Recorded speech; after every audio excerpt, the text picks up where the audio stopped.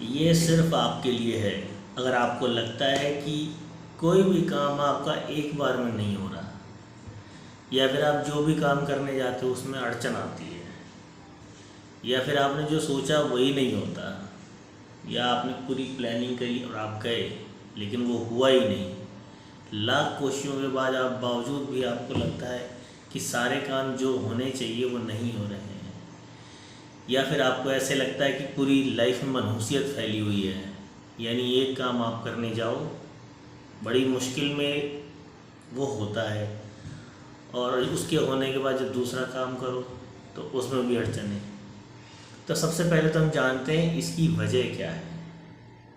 अगर आपके साथ ये सब कुछ होता है तो ये सिर्फ आपके लिए है। सबसे पहले तो इसका हम कारण जान लेते हैं। इसका सबसे बड़ा कारण ये है कि आपके आसपास और आपके भीतर एक ऊर्जा बह रही है। यानी हम सभी जीवित और सजीव या निर्जीव जो भी वस्तुएं हमारे आसपास हैं, हम इंसान या कोई जीव जंतु या पेड़ पौधे या फिर पत्थर मिट्टी जलवायु जो भी है, इन सब में एक ऊर्जा बह रही है, एक अदृश्य ऊर्जा जिसे हम देख नहीं सकते। अब क्या है, वो ऊर्जा सदैव दो रूप में बहती है। एक होती है आपकी पॉजिटिव एनर्जी यानी सकारात्मक ऊर्जा, दूसरा होता है आपकी नकारात्मक ऊर्जा। अब होता क्या है कि मोस्ट ऑफ द टाइम्स आपकी जो नकारात्मक ऊर्जा है वो हमेशा एक्टिवेटेड रहती है। वो एक्टिवेटेड क्यों रहती है, इसका रीज़न जुड़ा हो सकता है आपकी घर की जो वास्तु की स्थिति है, वास्तु सही नहीं है, या फिर आपके जो वास्तु दोष तो एक बात हो गई, दूसरा ये होता है कि अगर आपके कर्म कैसे हैं, यानी आप सोचते क्या हो और करते क्या हो, ये डिपेंड करता है आपके कर्मों पे भी। तीसरी चीज़ डिपेंड करती है ये आपका लक, आपकी किस्मत पे। यानी अगर आप कोशिश कर लो और आपका कुंडली में या आपके भाग्य में आपका ग्रहों का जो चाल है, जो दशा है, वो ठीक नहीं है उस समय, तो इसकी वजह से भी ये होता है। अब वो क्योंकि हम सभी ऊर्जा से घिरे हुए हैं और कभी भी हम ऊर्जा से बाहर जा ही नहीं सकते, क्योंकि एक ऐसा आवरण है जो हमारे चारों तरफ सदैव ही रहता है, और सदैव ही हम ऊर्जा से घिरे रहते हैं। हमारे अंदर भी ऊर्जा है, बाहर भी ऊर्जा है। अब क्या है, यानी कभी भी आप जाओ, कुछ भी करने की सोचो, आपने सोच तो लिया, मन भी बना लिया, प्लान भी बना लिया। अब प्लान को एग्जीक्यूट करने की जब बारी आती तो पता चलता है कि कहीं ना कहीं कोई कमी रह गई है। वो कमी किस लिए रह गई है, वो इसी वजह से रह जाती है क्योंकि जो आपके आसपास नकारात्मक ऊर्जा है उसका प्रभाव बहुत ज़्यादा है, यानी उसका इफेक्ट बहुत ज़्यादा है, जो आपके पॉजिटिव इफेक्ट को कम कर देता है। इसको हम इस तरह से कह सकते हैं कि लाइफ में, अपने जीवन में हम होने वाले किसी भी घटनाक्रम को बदल तो नहीं सकते हैं, लेकिन उसके प्रभाव को कम या ज़्यादा कर सकते हैं। यानी अगर आपकी लाइफ में कहीं ये तय किया गया है कि यहाँ पे आपको नुकसान होना है, तो नुकसान तो होगा, लेकिन उसके प्रभाव को, मतलब उस नुकसान को कम कर सकते हैं, उसको ख़त्म नहीं कर सकते। ऐसे ही अगर कहीं आपको प्रॉफिट होना है, मुनाफा होना है, फ़ायदा होना है, हो सकता है कि वो थोड़ा हो या ज़्यादा हो। अगर वो थोड़ा होना होता है तो उसके प्रभाव को बढ़ा के उसको बढ़ा सकते हैं, और ज़्यादा होना है, उसका प्रभाव कम हो गया तो वो कम ही रह जाएगा। अब होता क्या है, अगर आप इन सभी चीज़ों को ध्यान से देख के चलें तो यही एक कारण है, दूसरा कोई कारण नहीं है कि आपके काम ना बने।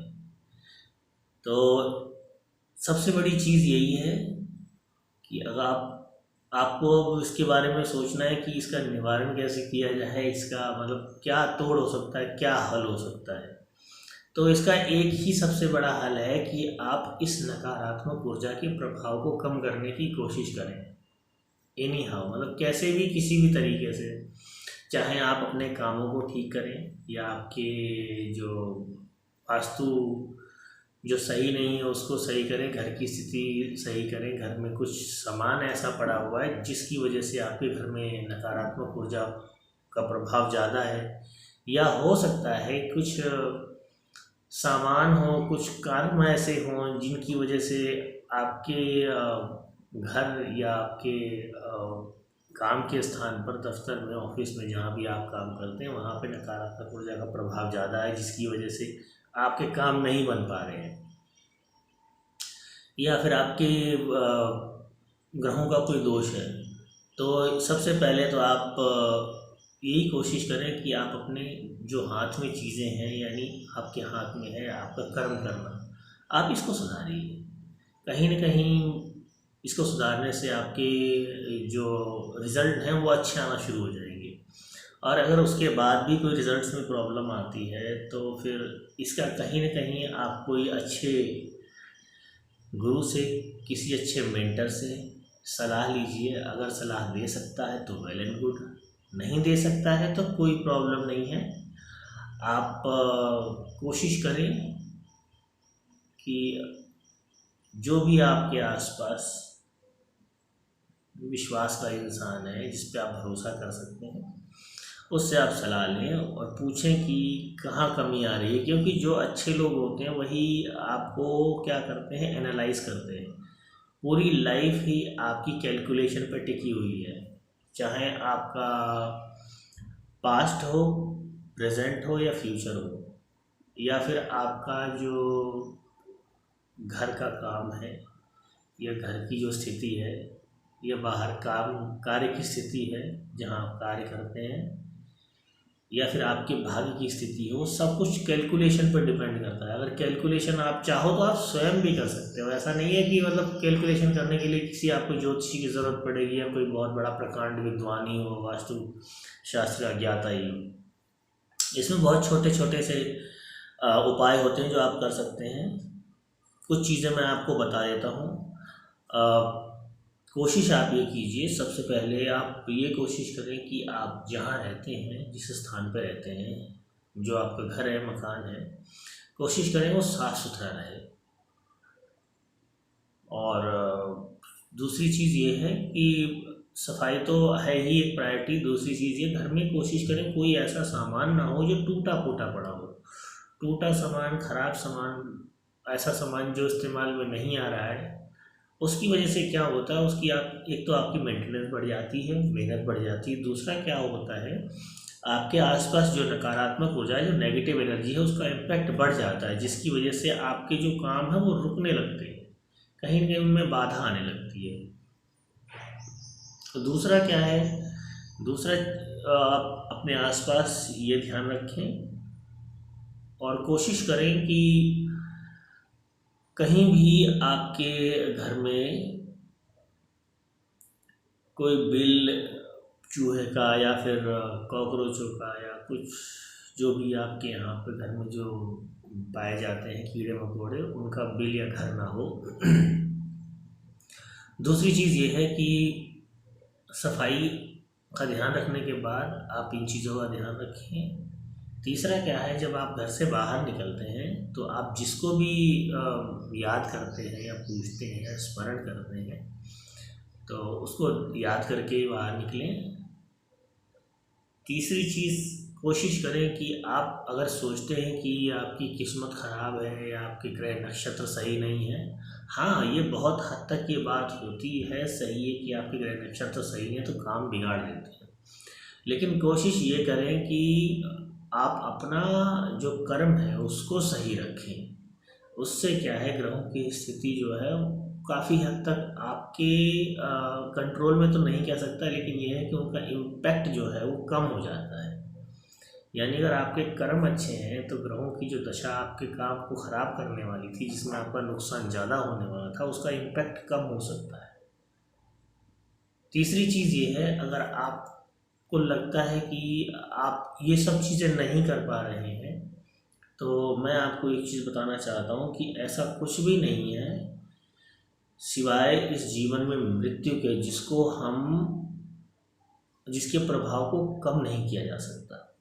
यानी आपका नुकसान हो चाहे वो शारीरिक रूप से हो, आर्थिक रूप से हो, मानसिक रूप से हो, या फिर किसी भी तरीके से हो। पैसा, प्रॉपर्टी, रिश्ते, आप कोशिश कर सकते हैं उसके प्रभाव को कम तो किया ही जा सकता है, दैट इज़ फॉर श्योर। ये 100% कम किया जा सकता है, बढ़ाया भी जा सकता है। यानी आप नेगेटिव एनर्जी को जितना दबा के रखेंगे आपका प्रभाव उतना कम हो जाएगा, और जिस जहाँ पे आपको लगता है कि आपको प्रॉफिट होने वाला है वहाँ पे आप पॉजिटिव एनर्जी को बढ़ा के उसके प्रभाव को या उसके फ़ायदे को बढ़ा भी सकते हैं।